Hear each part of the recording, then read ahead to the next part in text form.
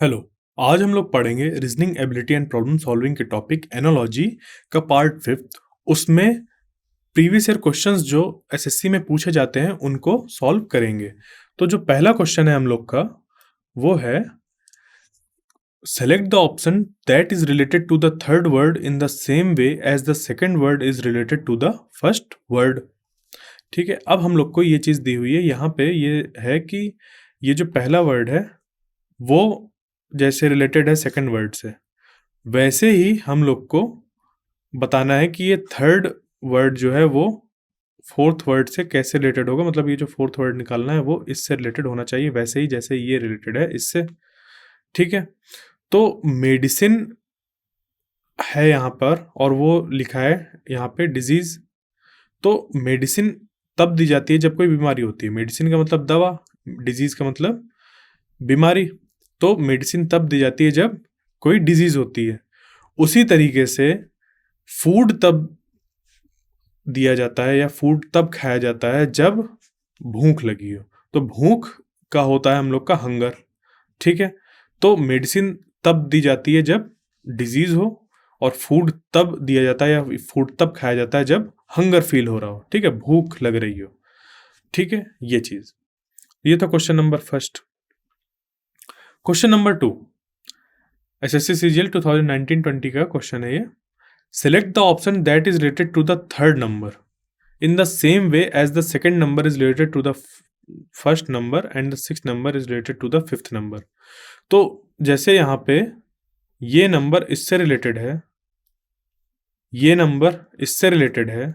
यहाँ पे ऐसे देखें कि ये एक ग्रुप ये, एक ग्रुप ये और एक ग्रुप ये। तो ये नंबर जैसे इससे रिलेटेड है, ये नंबर इससे कैसे रिलेटेड होगा। ठीक है, ये हमें फाइंड करना है। तो अगर यहाँ पे हम लोग देखें तो ये इसको डिवाइड कर देते हैं। अगर हम लोग तो 72 को अगर 12 से डिवाइड करते हैं, क्योंकि इसी टेबल पे आता है, तो ये आ जाएगा 6।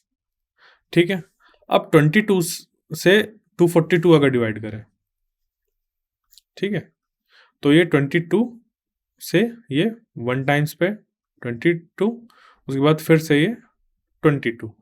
ठीक है, तो ये 11 टाइम्स पे जा रहा। तो अब यहाँ पे ये इनका कोई रिलेशन नहीं बन रहा कि हम कैसे कह दें कि किससे मल्टीप्लाई कराना है। ठीक है, बट यहाँ पे एक चीज़ हो सकती है कि ये जो नंबर आ रहा है, ठीक है, ये जो नंबर आ रहा है 72, ये तब आ रहा है जब इस नंबर को, इस गिवन नंबर को 12 का हम मल्टीप्लाई करा रहे हैं इसी नंबर को 2 से डिवाइड कराने में। तो जब ऐसा करेंगे तो 12 इंटू ये हो जाएगा 12 डिवाइडेड बाई 2 इक्वल टू 6, और 12 6 जा हो जाएगा 72। तो ये निकल के आ गया। अब इसी चीज को, इसी लॉजिक को अगर हम लोग यहाँ पे अप्लाई करें, 242 डिवाइडेड बाई 22 हमने ऐसे निकाला, निकल के आया 11।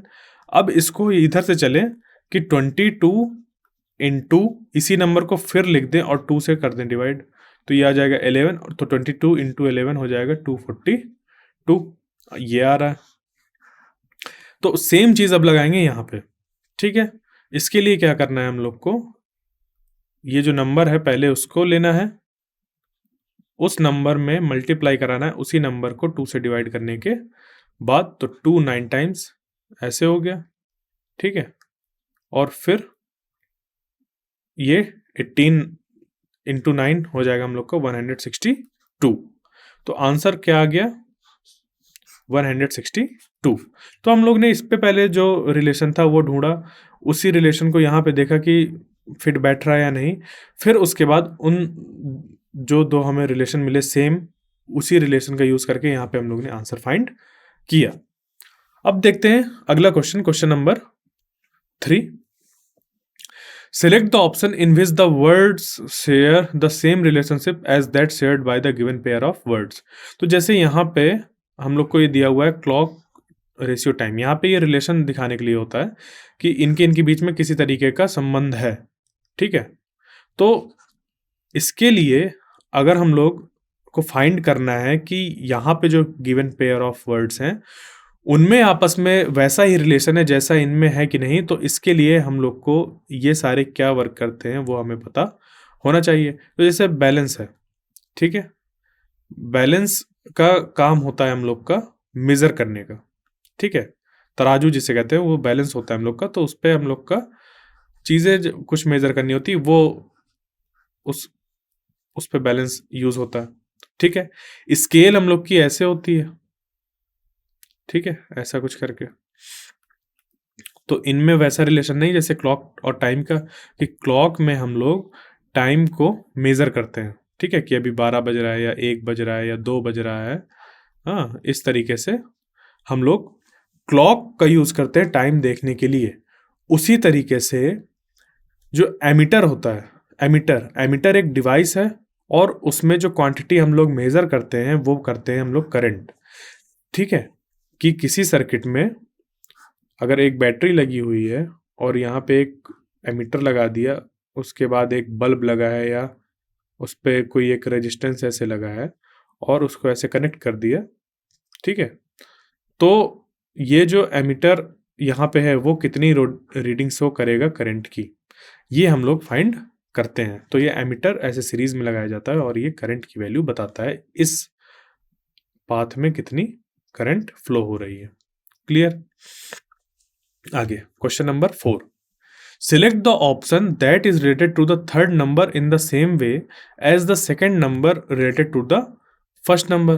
तो हम लोग को इन ऑप्शन में से एक नंबर यहाँ पे निकाल के रखना है, वो जैसे नंबर निकल के आना चाहिए ऐसा होना चाहिए कि ये नंबर इससे वैसे ही रिलेटेड हो जैसे कि ये वाला इससे रिलेटेड है। तो अगर इनका हम लोग डिफरेंस देखें, 66 माइनस 35 अगर करें तो ये निकल के आ रहा है हम लोग का 31। तो क्या 29 में 31 ऐड करने पर इन ऑप्शन में से कोई मैच कर रहा है? तो अगर इसको करते हैं तो 9 + 1 हो जाएगा 0, और 2 + 3 5 + 1 6 60 मतलब 60।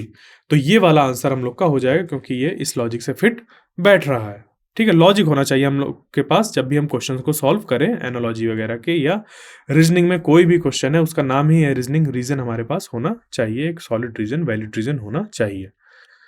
क्वेश्चन नंबर 5, ये एसएससी एमटीएस 2019-20 का क्वेश्चन है। सेलेक्ट द वर्ड पेयर, हमें ये जो दिए हुए हैं ऑप्शन, इनमें से वर्ड पेयर को सिलेक्ट करना है in which the two words are related in the same way as the two words in the following word pair. जैसे कि ये रिलेटेड हैं वैसे ही इन गिवन पेयर में रिलेटेड होने चाहिए आपस में। तो देखो, पेंटागन, पेंटागन का क्या मतलब होता है? पेंटागन ये दो शब्दों से मिलकर बना हुआ है, एक पेंटा और दूसरा गॉन, गॉन से मतलब होता है साइड्स, ठीक है। जैसे कि स्क्वायर होता है, इसकी 4 साइड्स होती हैं, ये एक तरीके का पॉलीगॉन है, ठीक है। या फिर जैसे ट्राइंगल है, इस पे 3 साइड्स होती हैं, इसको ट्राइगॉन भी कहते हैं क्योंकि इस पे 3 है, ट्राइस हो गया 3 और गॉन का मतलब हम लोग के 3 साइड वाला एक शेप है। इसी तरीके से ये जो पेंटा होता है ना, पेंटा यूज होता है 5 के लिए, ठीक है। तो पेंटागन 5 साइड्स का जो शेप होगा हम लोग का वो कहलाएगा पेंटागन, कुछ इस तरीके का। अब ये जो यहाँ पे रिलेशन है वो हमें ये मिल गया कि जितना यहाँ पे पेंटागन जैसे लिखा हुआ है तो ये जो हम लोग का यहाँ पे लिखा हुआ है वही होगा इस पे, ठीक है। तो अब इसको यहाँ पे देखते हैं, तो यहाँ इधर 5 होना चाहिए, इस जगह पे 5 होना चाहिए और उससे रिलेटेड यहाँ पे एक शेप होना चाहिए, शेप का नाम होना चाहिए। तो जैसे यहाँ पे देखें ट्राइंगल 3, ट्राइंगल में 3 तो होते हैं, ठीक है, बट ये ऑर्डर उल्टा लिखा हुआ है। 3 अगर इधर लिखा होता और ट्राइंगल इधर लिखा होता तो ये सही हो जाता, तो ये सही नहीं है अभी, क्योंकि वैसा ही रिलेशन होना चाहिए, ठीक है। उसके बाद 6 और सेप्टागॉन लिखा हुआ है, तो यहाँ पे ये भी हम लोग का नहीं सही है क्योंकि ये 6 लिखा हुआ है और यहाँ पर जो है वो अलग है। इसी तरीके से यहाँ पे स्क्वायर और 4 और स्क्वायर लिखा होता तो स्क्वायर में 4 साइड्स होती हैं, तो 4 स्क्वायर अगर होता तो ये सही हो जाता, ये भी सही नहीं है, ठीक है, ये भी सही नहीं है, ये भी सही नहीं है, ठीक है। अब जो फर्स्ट वाला है उस पर देखें, तो 4 और रेक्टेंगल, मतलब रेक्टेंगल में 4 साइड्स होती हैं, इसी वजह से यहाँ पे 4 लिखा हुआ है, तो ये वैसा ही रिलेशन है जैसे यहाँ पे है, तो ये वाला आंसर हम लोग का सही हो जाएगा। क्वेश्चन नंबर 6, एसएससी एमटीएस 2019-20 का क्वेश्चन है, सेलेक्ट द ऑप्शन, हमें इन ऑप्शन में से सेलेक्ट करना है, that is related to the third term, जो यहाँ पे थर्ड टर्म आएगा इस जगह पे, ठीक है, in the same way as the second term is related to the first term, जैसे कि सेकेंड टर्म रिलेटेड है फर्स्ट से, तो जो रेड है वो एक तरीके का क्या है, कलर है, जो रेड है वो एक तरीके का क्या है, कलर है। उसी तरीके से जो कोर्ट है या स्कूल है या ब्लैक है या लॉयर है, उनमें से कौन सा रिलेटेड होगा इस प्रोफेशन के साथ, ये जो प्रोफेशन यहाँ पे वर्ड दिया हुआ है। तो कोर्ट एक जगह है, जगह का नाम है वो कोर्ट, ठीक है, जहां पे जज अपना फैसला सुनाते हैं, वो कोर्ट होता है। स्कूल ऐसी जगह होती है जहां पे कि जो स्टूडेंट्स होते हैं वो जाते हैं, टीचर जाते हैं, प्रिंसिपल जाते हैं, ये सब जाते हैं और वहां पे पढ़ाई होती है, टीचर पढ़ाते हैं, स्टूडेंट्स पढ़ते हैं। वो एक स्कूल प्रोफेशन नहीं है, ठीक है, प्रोफेशन मतलब एक काम नहीं है हम लोग का वो। इसी तरीके से जो ब्लैक है वो एक कलर है, तो ये सब कुछ नहीं होगा। लॉयर, लॉयर एक प्रोफेशन है, ठीक है, जो लॉयर है वो एक क्या है, प्रोफेशन है। उनका काम होता है कोर्ट में जाके अपनी बात को जज के सामने प्रेजेंट करना, किसी आदमी के बिहाफ में, उनके लिए कि ये बात कहना चाह रहे हैं, इनका केस में ये चीजें हैं।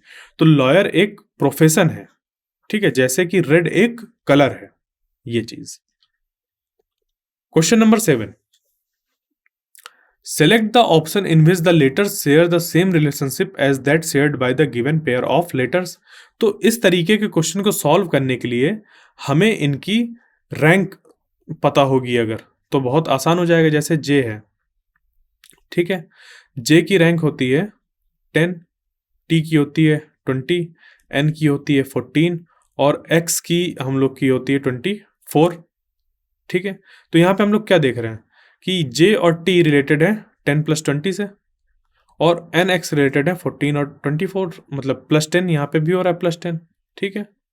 बट इनमें यहाँ पे लिखा क्या है कि select the option in which the letter share the same relationship as that shared by the given pair of letter, मतलब इनमें हमें रिलेशन देखना है। तो इनमें अगर हम लोग रिलेशन देखें तो जे टी और एन एक्स, जे की रैंक 20, इसकी सॉरी जे की रैंक 10, 10 की, टी की 20, एन जो है उसकी रैंक 14 और एक्स की रैंक 24। तो यहाँ पे हम लोग देख रहे हैं कि ये हो रहा है +4 और 20 से ये भी क्या हो रहा है, ये +4 हो रहा है रैंक। उसी तरीके से हम लोग को यहाँ पे वो पेयर चूज करना है जिसकी रैंक में +4 करने में दूसरा जो उसका साथ वाला है वो हमें मिल जाए। तो अगर टीपी रेशियो XT को अगर हम लोग देखें, टी की रैंक 20, पी की रैंक 16, इस पे +4 करोगे तो हो जाएगा 24 और इस पे करोगे तो हो जाएगा 20। 24 हम लोग अभी देख के आ रहे हैं कि वो किसकी होती है रैंक, एक्स की, और 20 रैंक होती है टी की, तो आ जाएगा XT, मतलब टीपी रेशियो XT, ये हम लोग का सही आंसर हो गया, ठीक है। अब देखते हैं अगला question, question number 8, SSC MTS 2019-20 का क्वेश्चन। सिलेक्ट द ऑप्शन, अब इन्हीं ऑप्शन में से हमें सेलेक्ट करना है, in which the numbers share the same relationship as that shared by the given pair, जैसे इस पेयर में हम लोग का रिलेशन है वैसा ही रिलेशन चूज करना है हम लोग को इन गिवन ऑप्शन में से, उनमें कि कैसा होगा, ठीक है। तो इसमें पहले एक रिलेशनशिप फाइंड करते हैं। तो 34 रेशियो टू 110 दिया हुआ है, तो अगर इसको हम लोग डिवाइड करें, 210 को अगर डिवाइड करें तो इस पे हम लोग का डिवाइड करने में कंप्लीटली डिवाइड नहीं होगा ये, ठीक है। 210 ये ऐसा हो सकता है कि 34 × 6 करें और उस पर प्लस कर दें 6 को, ये बराबर होगा हम लोग के 210 के। तो इसी तरीके से कि क्या कोई नंबर दूसरा है कि जिसको हम 6 से मल्टीप्लाई करें इधर वाले नंबर को और उसमें +6 करें तो हम लोग को ये जो दूसरा नंबर है वो मिल जाए, ठीक है। तो इसके लिए हम लोग क्या करेंगे, जो यूनिट्स प्लेस है उससे भी पहले चेक कर सकते हैं। जैसे 7 है तो 7 × जब 6 करेंगे 42 आएगा, 7 से 42, तो यूनिट्स प्लेस हो गई क्या 2, और 2 में जब 6 ऐड करेंगे तो आनी चाहिए यूनिट्स प्लेस 8, जबकि यहाँ पे क्या आ रही है 2 आ रही है, तो ये नहीं होगा, सही। ठीक है, तो ये हम लोग ने एक शॉर्ट तरीके से इसको चेक कर लिया। उसके बाद इसको चेक करते हैं। 4 इंटू जब 6 करेंगे यूनिट्स प्लेस पहले, तो 4 6 या 24, और 24 प्लस 6 करेंगे तो आ जाएगा 10। तो अब इसको पूरा करके देखते हैं कि ऐसा आएगा कि नहीं आएगा। तो 54 और 100 के बीच में तो दुगने का भी रिलेशन नहीं है।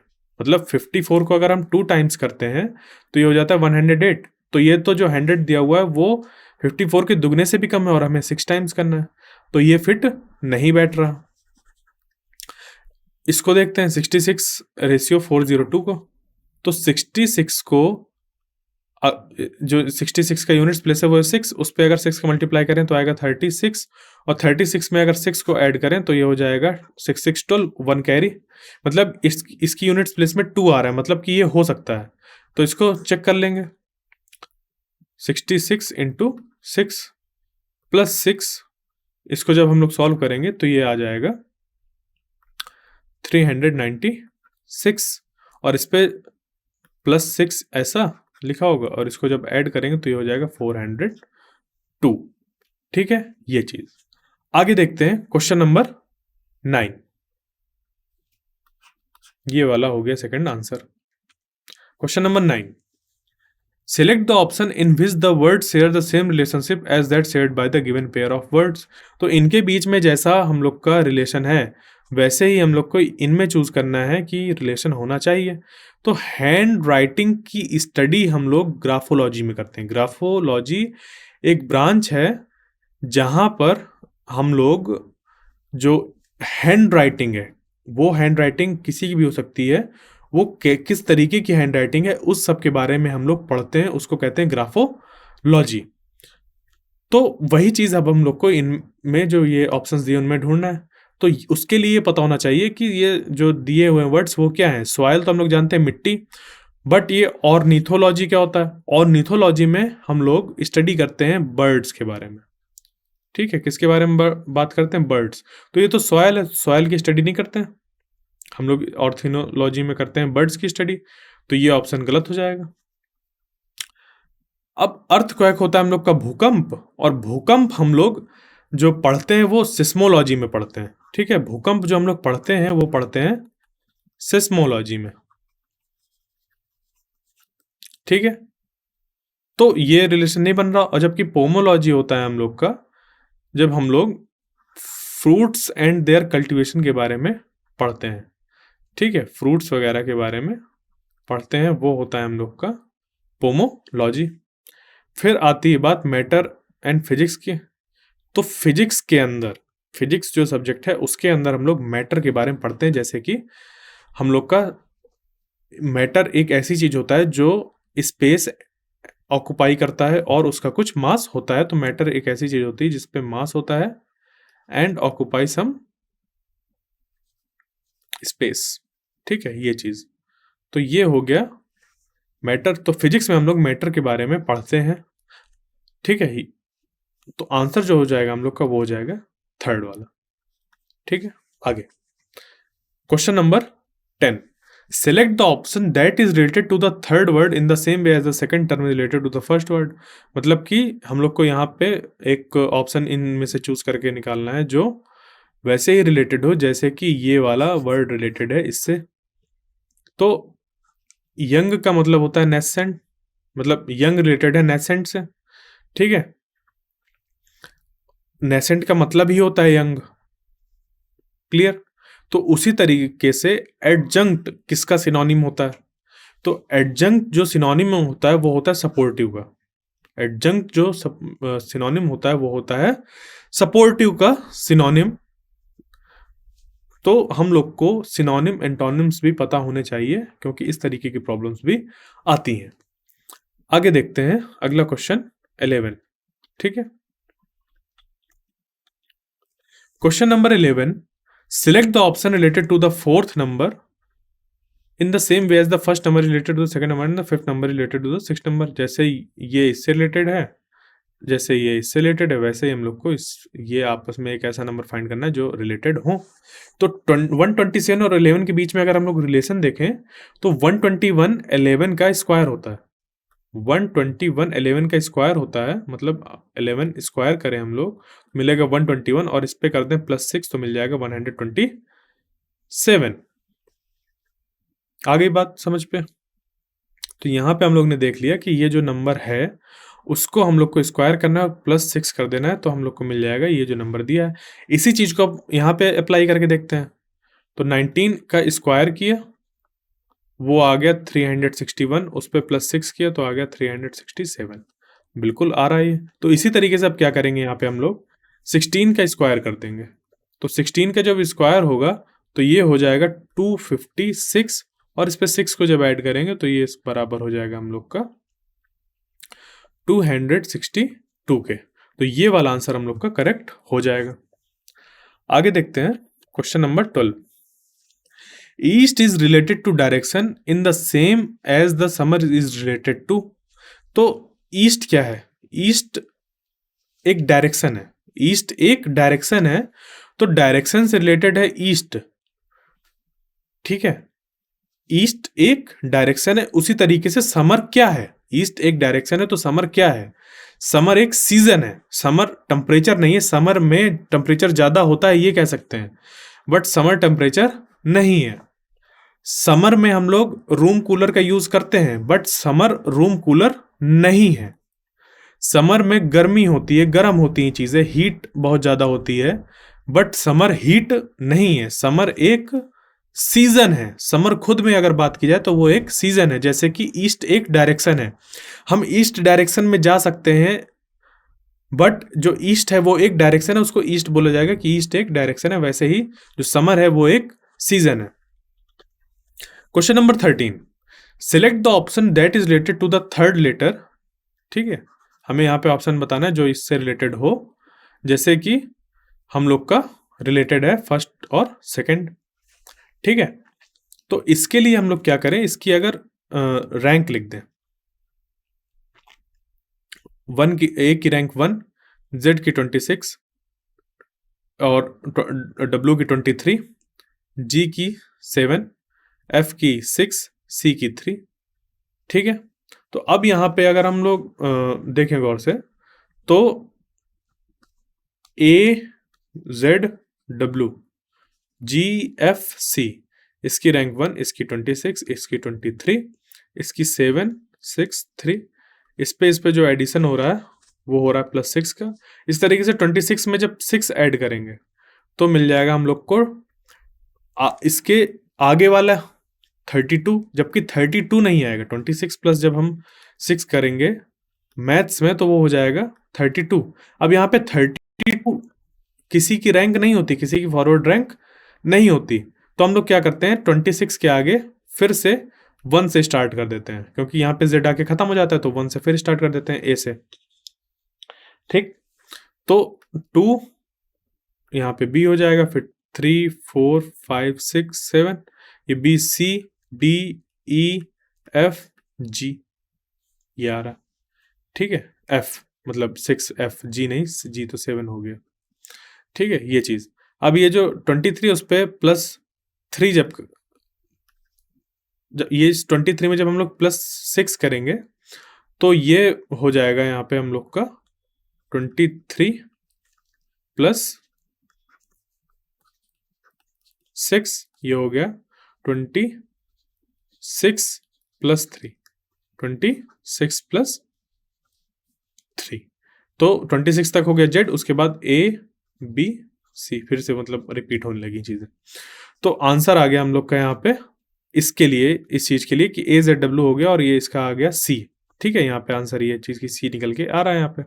अब यहाँ पे देखते हैं कि इसके लिए यहाँ पे पूरा आंसर क्या निकल के आएगा। तो एल एस एम इनकी लिखते हैं हम लोग सबसे पहले रैंक। तो एल की होती है 12, एस की होती है हम लोग की 19, एम की होती है 13।